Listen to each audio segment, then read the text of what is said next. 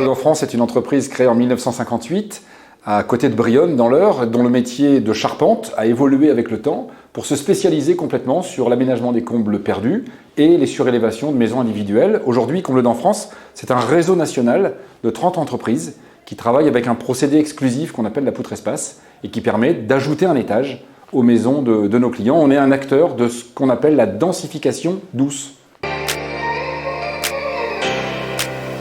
Dans toutes les PME, l'engagement du dirigeant est très important pour l'engagement de l'entreprise derrière. Moi, c'est une prise de conscience qui est arrivée par mon fils, qui m'a fait comprendre que ces enjeux environnementaux étaient extrêmement importants pour lui, pour sa génération. Je suis rentré par lui dans ces thématiques-là, que j'ai commencé à étudier par moi-même en écoutant des gens comme Jean-Marc Jancovici, comme Emma Aziza, comme Étienne Klein également, qui est intéressant à écouter, et qui m'ont ouvert l'esprit en fait sur ces thématiques-là. J'en ai tiré une conviction profonde, c'est qu'il y a une vie après le déni.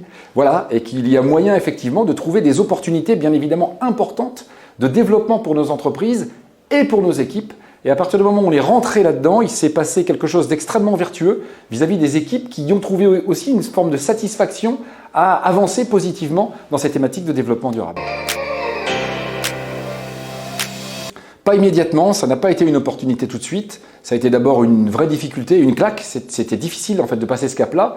Mais une fois que le cap a été passé et que les enjeux ont été compris, finalement, c'est un enjeu comme un autre en réalité. Et pour un entrepreneur, il y a matière effectivement à trouver des interstices dans lesquels on peut partir. On fait un métier formidable puisqu'on intervient sur la zone la plus déperditive de la maison. Mais beaucoup de métiers peuvent trouver effectivement un ancrage positif dans ces questions de développement durable par rapport à leurs propres clients. Quel que soit le métier, il y a forcément une manière de retourner à son avantage un investissement fort dans ces thématiques-là. Alors l'implication dans le développement durable, elle a commencé d'abord par le développement de la laine de bois comme matériau d'isolation pour nos combles. On isolait nos combles en laine de verre exclusivement. La laine de verre est un bon matériau, mais la laine de bois est un excellent matériau puisqu'en plus, il a des vertus isolantes pour l'été et empêcher la chaleur de rentrer. Alors aujourd'hui, après l'été 2022, évidemment, beaucoup de gens ont compris que c'était intéressant de se prémunir de la chaleur de l'extérieur l'été. Donc ça nous a fait rentrer dedans. Ça a été un changement industriel majeur pour nous parce que poser de la laine de bois, ça n'est pas du tout poser de la laine de verre, c'est complètement différent. Pour les équipes commerciales, c'est vendre un produit différent. Pour les bureaux d'études, c'est étudier et préparer des chantiers différemment. Donc c'est tout un changement industriel à l'échelle d'une PME de 30 personnes. Mais c'est un changement extrêmement important. Et puis derrière, on a enclenché avec le Diag Ecoflux que portent BPI et l'ADEME, qui nous a ouvert les yeux sur notre consommation d'énergie et la manière d'agir dessus pour la réduire. Et puis on vient d'intégrer un alternant métier des services à l'environnement de l'ESCCI d'Évreux, qui est arrivé début septembre, et avec lui on a lancé le Diag Décarbonation pour voir comment réduire la production de carbone en fait évidemment de notre exploitation. Sur le levier en fait décarbonation, on en est dans la phase de collecte des données, donc on n'a pas encore concrètement les résultats, les pistes d'action que nous donnera le résultat. Mais on a quand même anticipé puisque le Diag Ecoflux nous a fait voir que les 3/4 de l'énergie que consomme mon entreprise, c'est le carburant dans mes véhicules. Eh bien, on a passé un de nos véhicules totalement électrique il y a peu de temps. Et c'était pour nous, entreprise du bâtiment, qui nous déplaçons beaucoup, une contrainte nouvelle. C'est pas confortable d'acheter un véhicule électrique quand il faut se déplacer comme on le fait au quotidien. On l'a fait, il est intégré et finalement, un de nos véhicules aujourd'hui est 100% électrique. C'est notre premier pas dans la décarbonation réelle, quoi.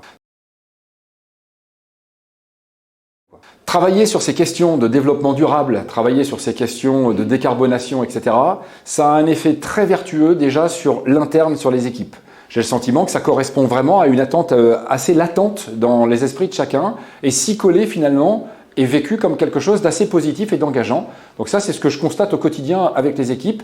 Par-delà ça, oui, la marque employeur qui a été déployée dans le réseau Comble France et particulièrement dans les entreprises de notre groupe est une marque dont on se sert maintenant systématiquement quand on recrute quelqu'un.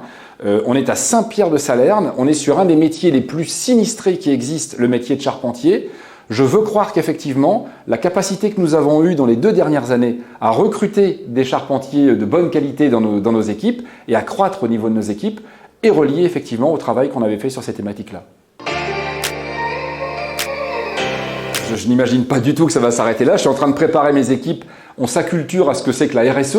et notamment donc la performance économique, ça on sait bien ce que ça veut dire en fait. La performance sociale, c'est moins évident. On a des accords d'intéressement dans l'entreprise, j'ai des salariés qui sont actionnaires du groupe.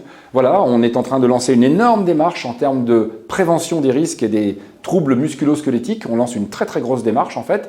Dans la performance sociale, il y a tout ça en fait. Et puis, troisième pilier de la RSE, c'est la performance environnementale. Là-dessus, pour le coup, les déchets dans le bâtiment, c'est un enjeu majeur évidemment. La décarbonation de nos activités également. Là-dessus, non, c'est le début du commencement d'une énorme aventure et d'un changement de paradigme, je pense, dans la manière dont les entreprises, dans 10 ans, et peut-être même plus vite, seront évaluées. Hier, c'était uniquement sur le bilan et le compte de résultat. Demain, je pense que ce sera sur la RSE dans sa globalité.